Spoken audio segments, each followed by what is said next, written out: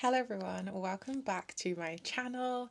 If you're new here, I'm Alex. I make lifestyle and travel and booktube and all different kinds of content. Welcome in. I hope you're having a lovely day so far, if not a lovely evening. Let's dive into the video. So, it's been a minute since we've talked book content, but I wanted to run you through what I've read in January and February and the start of March so far. We are in 2026. Let's go. So, the first thing I did, not really a book, but it is a book to me. I reread The Measure of a Man. And I know you're thinking, if you've watched my videos before, Alex, again? Yes. Don't ask me about it. I love this fic so much. There is nothing like a Dramini to set off the year, to just know it's going to be a great year. So my first read was The Measure of a Man. You have heard me talk about this before. Go watch some of my other videos. I've reread this fic maybe 5 times, maybe 6. I listen to an audio version on Spotify and I also read the fic on my Kindle. Listen, a girl's got to do what a girl's got to do to get some happiness, to get some Hermione love. Scorpius, don't talk to me. Anyway, let's not let's not dwell on the first read of the year because you've had me talk about it. So straight on to the second read of the year, which was Blood over Brighthaven. Please hold. I literally have the physical book. Let me start parading it around. Okay, we've got the book. The Blood over Brighthaven. This book has been on my TBR for years. Like, when did it even come out? Like, literal years. Literal years. This book has been on my TBR. And finally, in 2026, we got it done. So I think I actually technically started reading this at the very end of 2025. So, like, end of December. I had some time off work and I was like, you know what? I'm going to dive into a book. But it was literally the first few pages I started, I think, end of December. You'll have to check my story graph because it's all kind of documented there. But yes, I finished this 15th of January.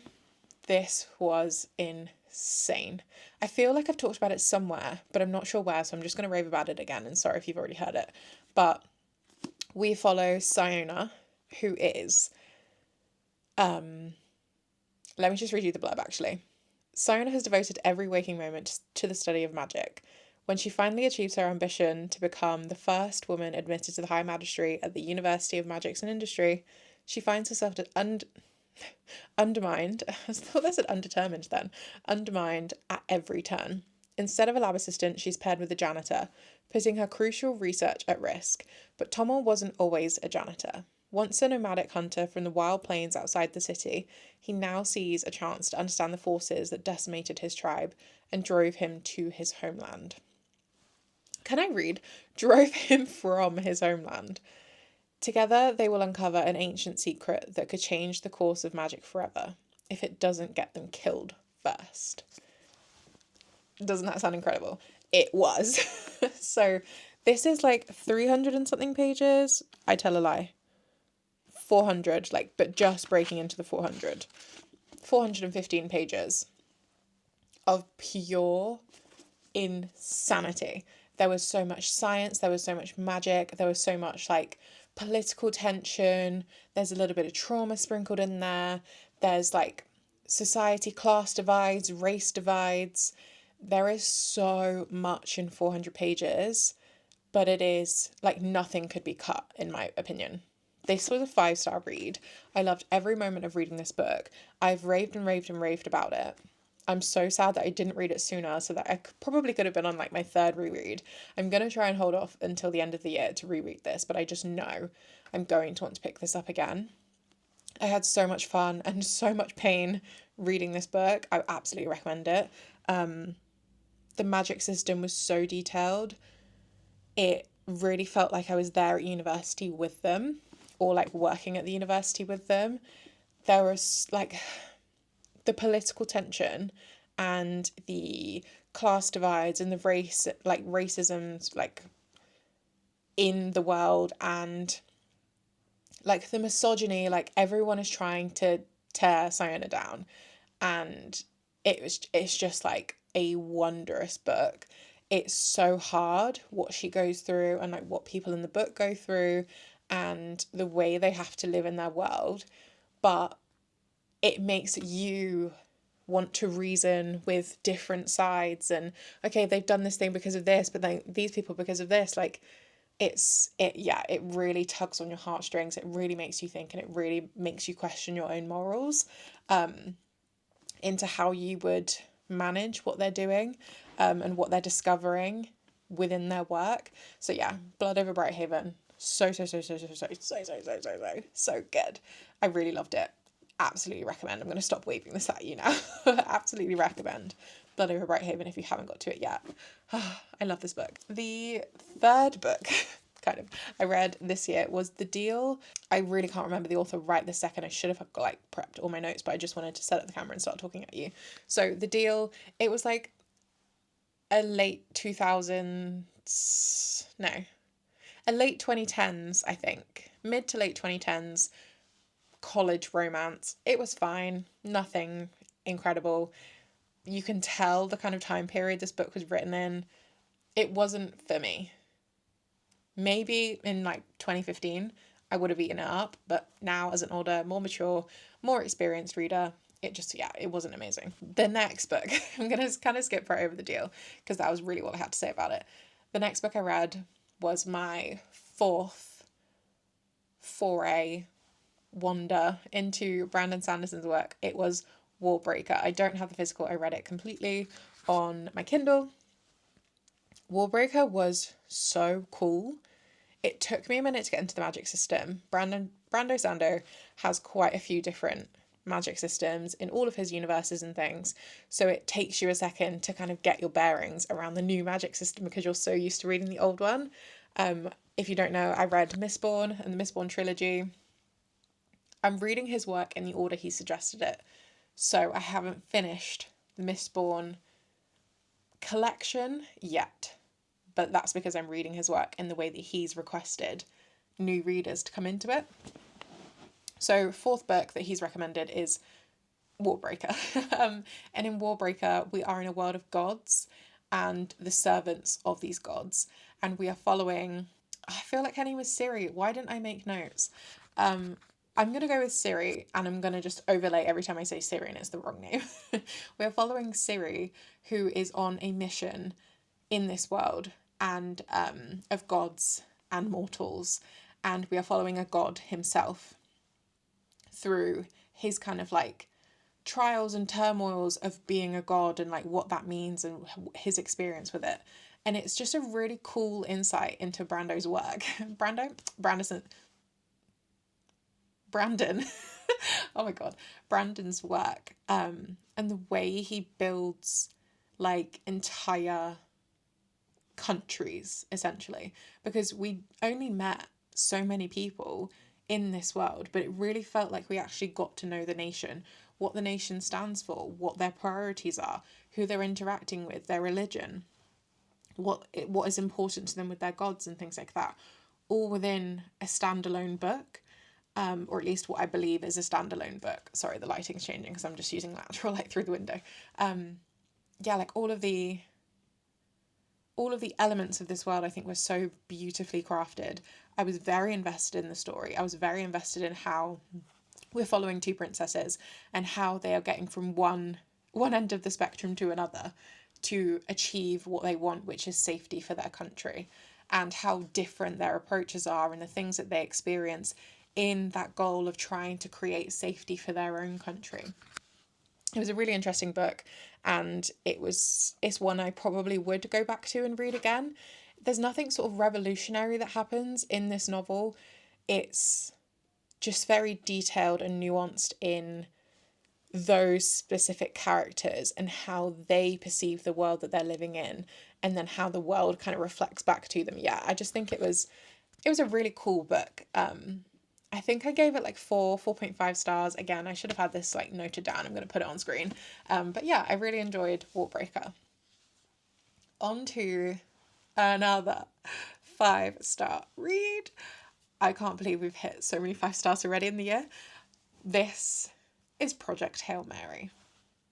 You guys, I loved this. I listened to it on an audiobook. I don't have the physical and I don't have the Kindle version. I exclusively listened to this. Did I? I might be telling a lie. Do I have the physical? I don't know. Not the physical. The Kindle copy. No, I'm pretty sure I listened to this whole book. Anyway, the audiobook version of Project Hail Mary is an absolute must.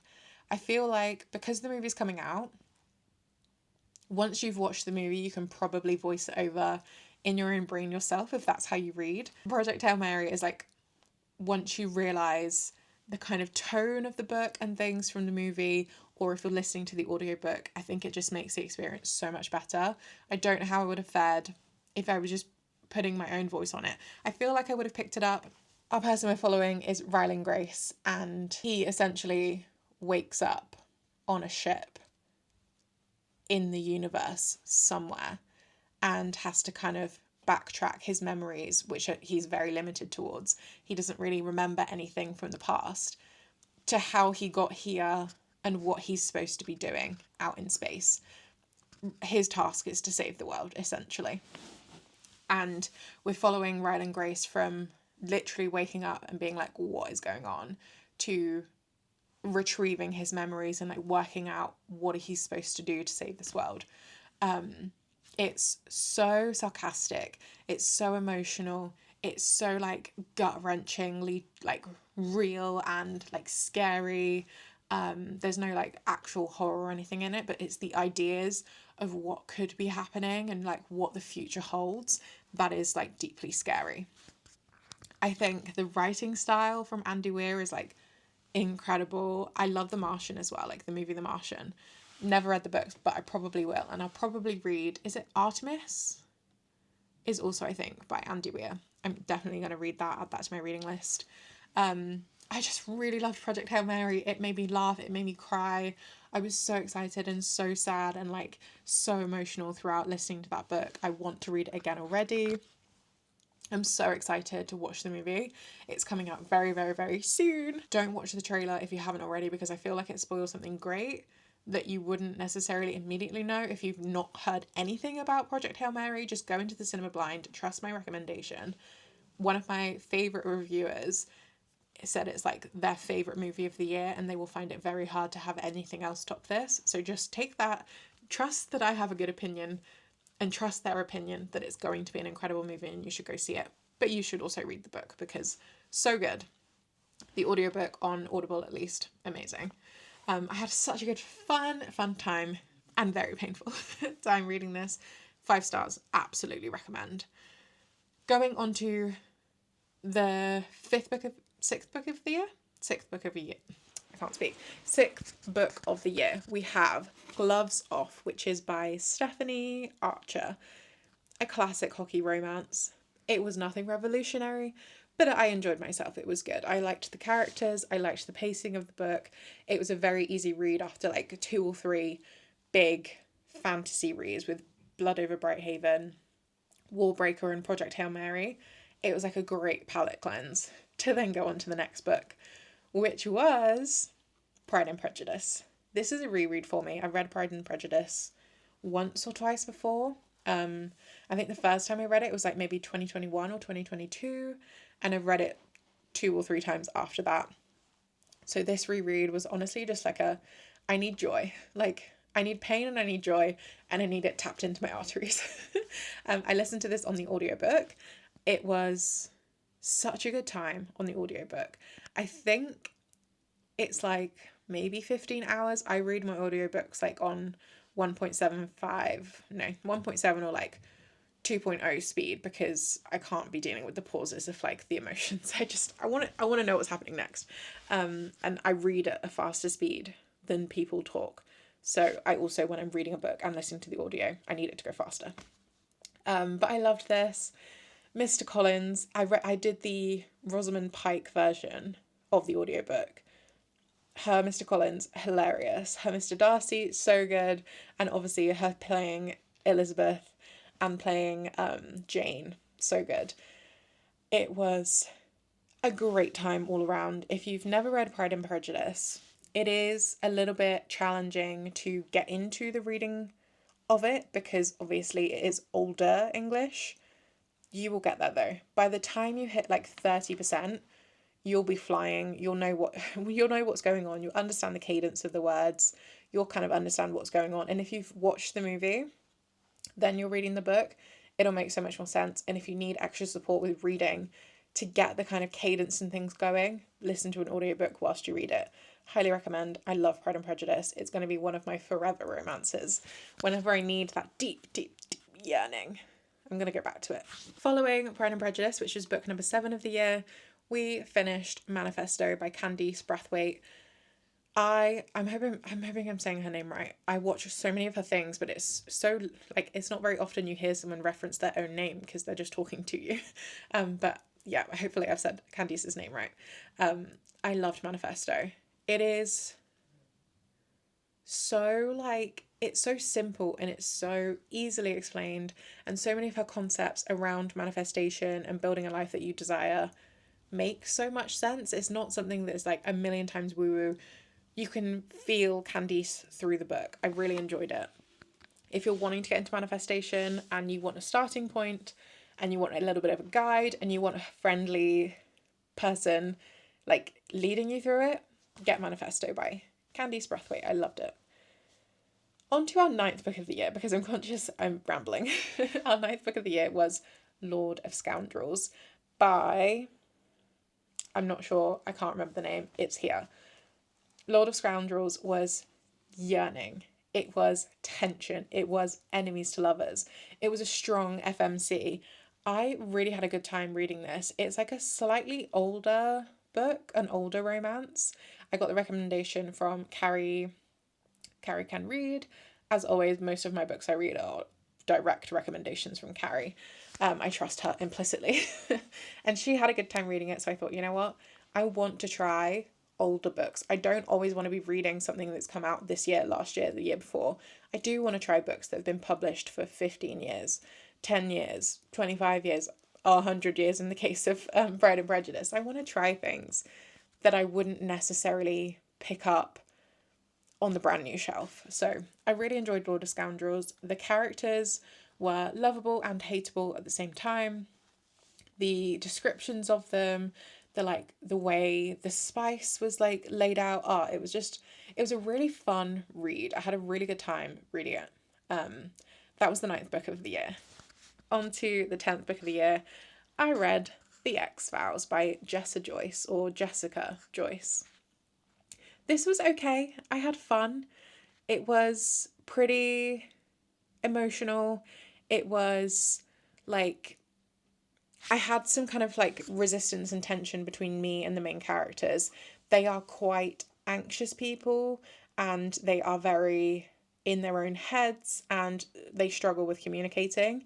And if you know me from my previous videos of book recommendations and reviews, you will know I don't do well with lack of communication tropes and miscommunication tropes. They infuriate me. I probably should have realised that going into this read, but it wasn't so bad that it was unmanageable. And it wasn't so bad that I could DNF it, like justified. I just didn't have as much fun as I probably could have had if there was a bit less of that trope. The main characters were like kind of relatable in some senses. They had a 3-person friendship, which was like a dynamic that I haven't really read much of, which was so fun. I say that like that's not super normal, but you know what I mean. 2 guys and a girl are all best friends, and we are following their journey into a wedding. One of the best friends is getting married. So yeah, it was fun. There was a lot of like reflective moments in it, a lot of like flashbacks to past times interweaved into the present moment, which I thought was cool. I liked the writing style, but sometimes it kind of like waxed on a bit much that I found myself like being really impatient, and this is terrible. But I was like skipping sentences because I knew that they were just like reflecting on a past thing, and I was like, oh, like get me to the next thing. Like I want to know what's happening in the present, not necessarily what's happening in the past. So that was kind of a me problem rather than a book problem. But I think I gave it like 3.5 stars. I don't think it's one I'd read again, but it wasn't a bad book. It's just like I try not to give something 4 stars if I'm not going to pick it up again, because that's how I rank my books. 1 star, probably a DNF, if not 0 stars. 2 stars, like this was like not enjoyable. I got it done, but like 3, it's like, this is a good book. This is an okay book. I'm happy with this. Wouldn't necessarily read it again. 4 stars, I would have to be wanting to read it again, and it was a great book. 5 stars is, I'm going to rave about this till the end of time. You will not hear me shut up about this book. So yeah, I think The X-Files is about 3.5 stars. We are now caught up to the present.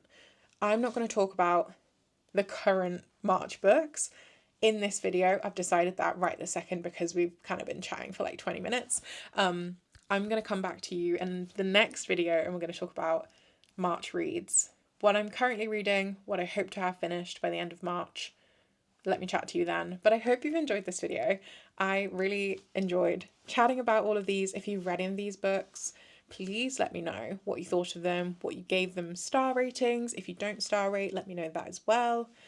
If you're going to see Project Hail Mary, please chat to me about it. And if you saw Wuthering Heights, talk to me about it.